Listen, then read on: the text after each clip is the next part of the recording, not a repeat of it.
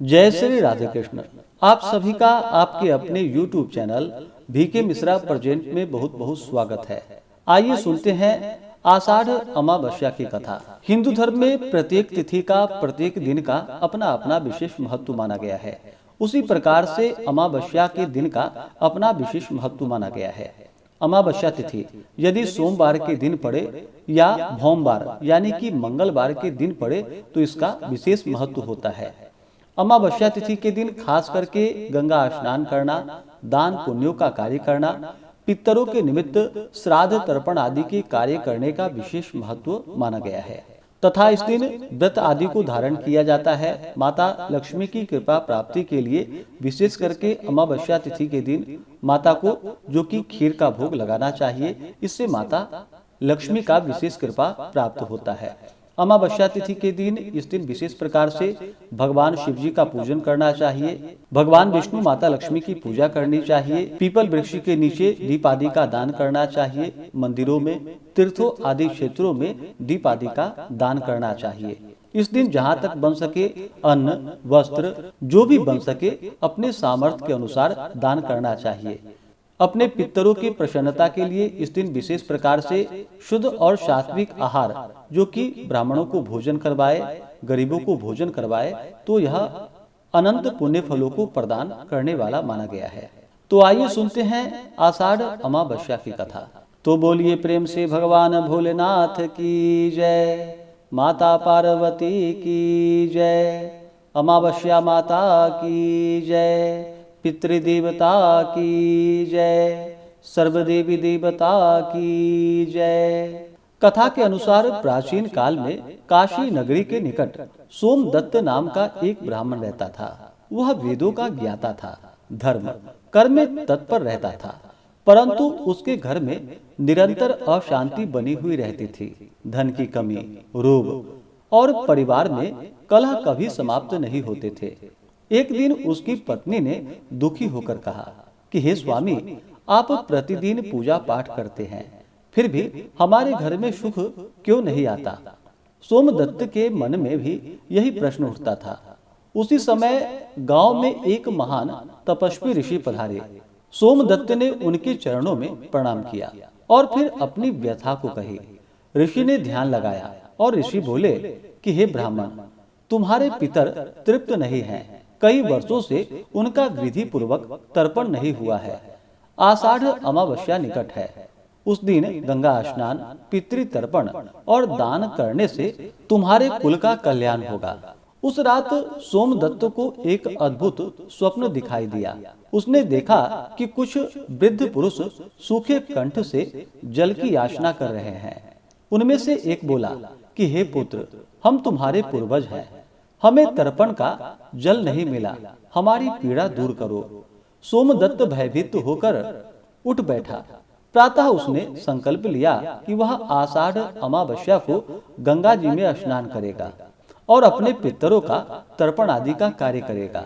अमावस्या की पूर्व संध्या पर वह अपनी पत्नी सहित गंगा तट की ओर चल पड़ा।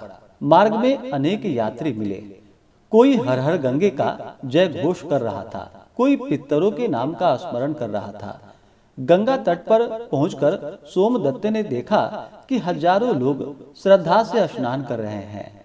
ब्राह्मण मंत्रोच्चारण कर रहे हैं। कहीं तर्पण हो रहा था, कहीं दान दिया जा रहा था। तभी एक वृद्ध साधु ने कहा, गंगा केवल जल नहीं, स्वयं देवी हैं। इनके जल से शरीर शुद्ध होता है और तर्पण से पितर तृप्त होते हैं। स्नान से पहले साधु ने एक प्राचीन कथा सुनाई। उन्होंने कहा, राजा भागीरथ ने अपने पूर्वजों की मुक्ति के लिए कठोर तप किया था। तब गंगा स्वर्ग से पृथ्वी पर अवतरित हुई थी। गंगा जल के स्पर्श से उनके पितरों को मोक्ष प्राप्त हुआ था। इसलिए जो मनुष्य श्रद्धा से गंगा स्नान कर पितरों का तर्पण करता है, उसे महान पुण्य प्राप्त होता है। यह सुनकर सोमदत्त की श्रद्धा और भी बढ़ गई। फिर आषाढ़ अमावस्या के दिन ब्रह्म मुहूर्त में उसने गंगा में प्रवेश किया और बोला, गंगे च जमुने चैव गोदावरी सरस्वती नर्मदे सिंधु कावेरी जले अस्मिन् सन्निधिं कुरु। उसने 3 बार डुबकी लगाई। उसे ऐसा अनुभव हुआ मानो उसके सभी पाप धुल रहे हों। स्नान के बाद उसने कुशा धारण की, तिल मिश्रित जल लिया और दक्षिण दिशा की ओर मुख करके तर्पण करने लगा। वह बार बार कहता कि हे पितृदेव, आप मेरे इस जल को ग्रहण करो और तृप्त हो जाओ। जैसे ही उसने तर्पण किया, आकाश में हल्की सुगंध फैल गई। पास बैठे एक वृद्ध ब्राह्मण ने कहा, तुम्हारे पितर प्रसन्न हो रहे हैं। उसी समय यमलोक में एक अद्भुत घटना हुई। यमदूतों ने देखा कि कुछ पितरों के बंधन खुल रहे हैं। वे यमराज के पास गए और बोले, प्रभु, सोमदत्त नामक ब्राह्मण ने आषाढ़ अमावस्या पर गंगा तट में तर्पण किया है। उसके पितर तृप्त होकर उच्च लोक की ओर जा रहे हैं। यमराज प्रसन्न होकर बोले, जो मनुष्य श्रद्धा से पितरों का तर्पण करता है उसका कुल सुरक्षित रहता है, उसके घर में सुख और समृद्धि आती है। तर्पण के पश्चात सोमदत्त ने अपनी सामर्थ्य के अनुसार दान किया। उसने ब्राह्मणों को अन्न दिया, गरीबों को वस्त्र दिए और गौओं को चारा खिलाया। एक भूखा वृद्ध उसके पास आया। सोमदत्त ने अपना भोजन भी उसे दे दिया।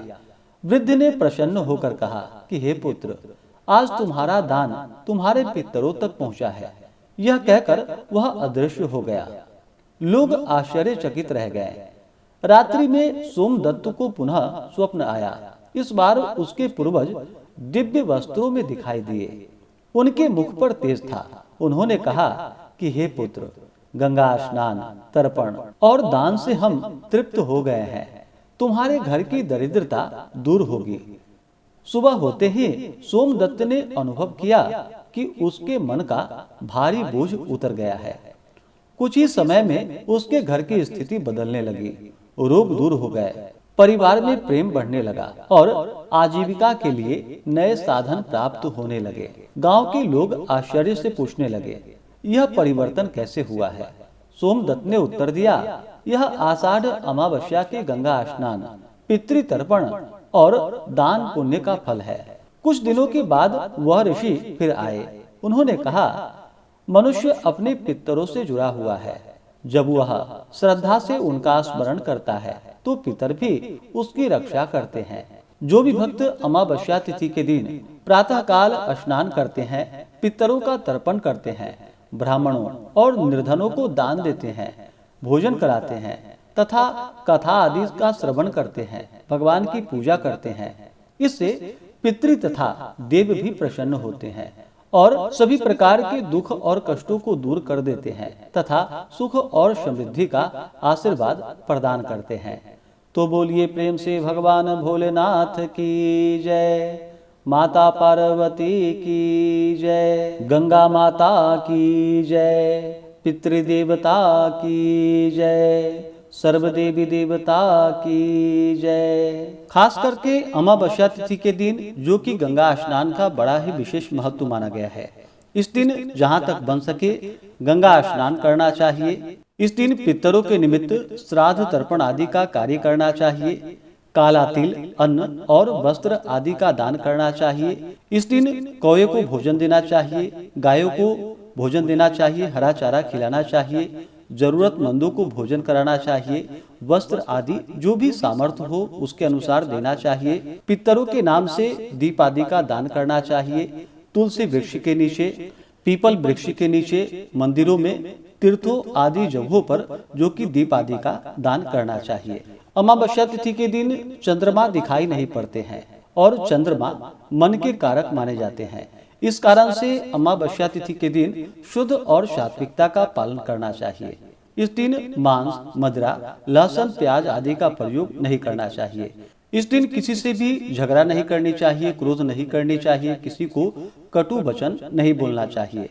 इस दिन मद्यपान और नशा का प्रयोग भी नहीं करना चाहिए। मांसाहारी सामान का प्रयोग नहीं करना चाहिए। बुजुर्गों और माता पिता का अपमान नहीं करना चाहिए। बुजुर्गों, माता पिता और स्त्रियों का अपमान नहीं करना चाहिए। अनावश्यक खर्च आदि का दिखावा नहीं करना चाहिए, इससे बचना चाहिए।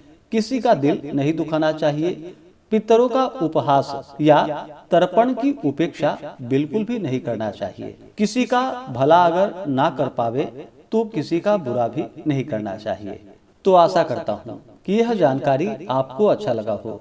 इसी प्रकार से ज्ञानवर्धक जानकारियाँ प्राप्त करते रहने के लिए, व्रत पूजा के बारे में जानने के लिए, कथा को सुनने के लिए चैनल पे अगर आप पहली बार आए हैं तो चैनल को लाल बटन दबा करके सब्सक्राइब करें, साथ में बेल आइकन घंटी को दबाएं ताकि आने वाली वीडियो का नोटिफिकेशन आपको समय से मिलता रहे। वीडियो को लाइक करें, शेयर करें, सुखी रहें और स्वस्थ रहें। जय श्री राधे कृष्ण। धन्यवाद।